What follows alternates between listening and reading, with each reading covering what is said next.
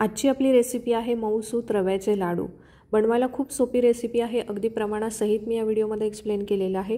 या पद्धतीने जर तुम्ही रव्याचा लाडू बनवला तर तो अगदी मऊसूत पेढ्यासारखा होतो।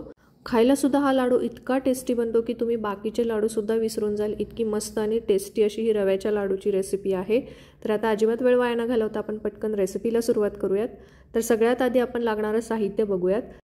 1 वाटी रवा घ्यायचा आहे। 1 वाटी रव्यासाठी अर्धी वाटी पिठी साखर आणि पाव वाटी तूप घ्यायचं आहे। इथे जो मी रवा घेतलेला आहे तो एकदम बारीक रवा आहे, जो 0 नंबरचा रवा असतो तो आपल्याला घ्यायचा आहे आणि हा रवा मी एकदम स्वच्छ करून चाळून घेतलेला आहे।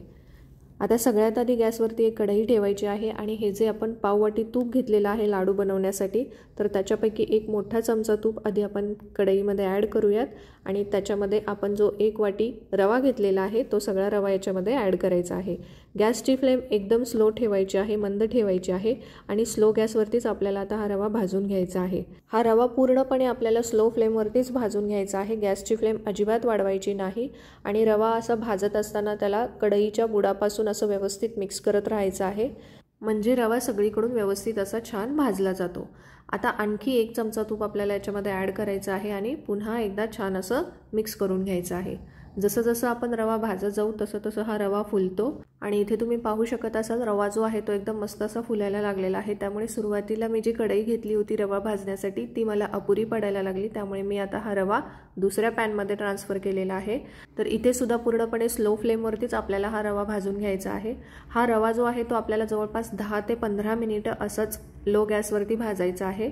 जोपर्यंत याच्यातला कच्चेपणा दूर होत नाही तोपर्यंत आपल्याला याला सतत असं मिक्स करत राहायचं आहे आणि जसं मी सुरुवातीला सांगितलं तसं की याला कढईच्या किंवा पॅनच्या पूर्ण बुडापासून असं व्यवस्थित मिक्स करत राहायचं आहे, म्हणजे रवा जो आहे तो अगदी व्यवस्थित मस्त असा भाजला जातो। रवा लाडू बनवतानाची ही एक सिक्रेट टिप आहे की रवा जो आहे तो तुम्हाला पूर्णपणे स्लो फ्लेमवरतीच भाजून घ्यायचा आहे। रवा भाजताना जरा जरी करपला तर लाडूचा रंग आणि चव बदलू शकते, त्यामुळे पूर्णपणे स्लो फ्लेमवरतीच याला भाजून घ्यायचं आहे। आणि आता जवळपास 15 मिनिटं झालेली आहेत, मी हा रवा मस्त असा भाजून घेतलेला आहे, याच्यातला कच्चेपणा पूर्णपणे दूर झालेला आहे। आता आपल्याला याच्यामध्ये पिठी साखर ॲड करायची आहे, पण पिठी साखर ॲड करण्यापूर्वी इथे मी गॅस जो आहे तो पूर्णपणे बंद केलेला आहे आणि त्यानंतरच आता आपल्याला याच्यात पिठी साखर ॲड करायची आहे। तर 1 वाटी रव्यासाठी मी अर्धी वाटी पिठी साखर ॲड केली आहे आणि गॅसची फ्लेम बंद करून आता ही पिठी साखर आणि रवा एकत्रितपणे आपल्याला व्यवस्थित मिक्स करून घ्यायचा आहे। पिठी साखर आणि रवा छान व्यवस्थित मिक्स करून घेतलं की आता आपल्याला याच्यावरती झाकण ठेवायचं आहे आणि याला एक 5 मिनिटं असंच ठेवून द्यायचं आहे। रव्यामध्ये जे मॉइश्चर आहे त्याच्यामुळे ही पिठी साखर जी आहे ती रव्यामध्ये पूर्णपणे मेल्ट होते आणि एक 5-10 मिनिटानंतर आपण याच्यावरचं झाकण काढूयात। इथे रवा जो आहे तो आणखी फुललेला आहे, याच्यामध्ये पिठी साखर जी आहे ती छानपैकी अशी व्यवस्थित मिक्स झालेली आहे। आता इथे तुम्हाला पिठी साखरेचे काही कण असेच रव्यामध्ये राहिलेले दिसतील, पण हरकत नाही, पुढे आपण अशी एक स्टेप करणार आहे ज्याच्यामुळे हे सर्व छान एकत्रितपणे व्यवस्थित मिक्स होणार आहे। तर एकदा पुन्हा मी याला व्यवस्थित मिक्स करून घेतलं, त्याच्यानंतर याच्यामध्ये मी एक छोटा चमचा वेलची पावडर ॲड केली। तुम्हाला आवडत असेल तर या स्टेजला तुम्ही ड्रायफ्रूट्स वापरू शकता, ड्रायफ्रूट्सची पावडर किंवा बारीक चॉप करून सुद्धा तुम्ही ड्रायफ्रूट्स वापरू शकता। एकदा छान असं मिक्स करून घेतलं आणि आता काय करायचं आहे, हे जे रव्याचं मिश्रण आहे ते आपल्याला एका मिक्सरच्या भांड्यामध्ये काढून घ्यायचं आहे। ज्या मिक्सरच्या भांड्यामध्ये मी साखर बारीक करून घेतली होती त्याच्यातच हे रव्याचं 2-3 चमचे मिश्रण मी ॲड केलेलं आहे आणि आता याचं झाकण बंद करून आपल्याला याला थोडंसं फिरवून घ्यायचं आहे, थोडंसं बारीक वाटून घ्यायचं आहे। आणि इथे तुम्ही पाहू शकता मी मस्त असं याला मिक्सरमध्ये फिरवल्यानंतर हे मिश्रण जे आहे ते एकदम मऊसूत असं झालेलं आहे आणि याच्यामध्ये थोडासा आणखी ओलसरपणा आलेला आहे। पाहू शकता तुम्ही, याचे आपण इझिली मस्त असे लाडू बांधू शकतो।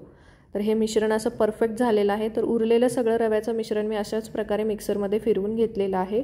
एकदा याला छान असं पुन्हा व्यवस्थित दोन्ही हातांनी मिक्स करून घेऊयात आणि आता याचे आपण लाडू बांधूयात। एकदम मऊसूत असं पेढ्यासारखं हे मिश्रण झालेलं आहे, त्यामुळे हे लाडू बांधायला सुद्धा खूप इझी पडतं। लाडूसुद्धा पटकन बांधला जातो, अजिबात जोर लावावा लागत नाही आणि इथे तुम्ही पाहू शकता एकदम मऊसूत असा आपला रव्याचा लाडू तयार झालेला आहे।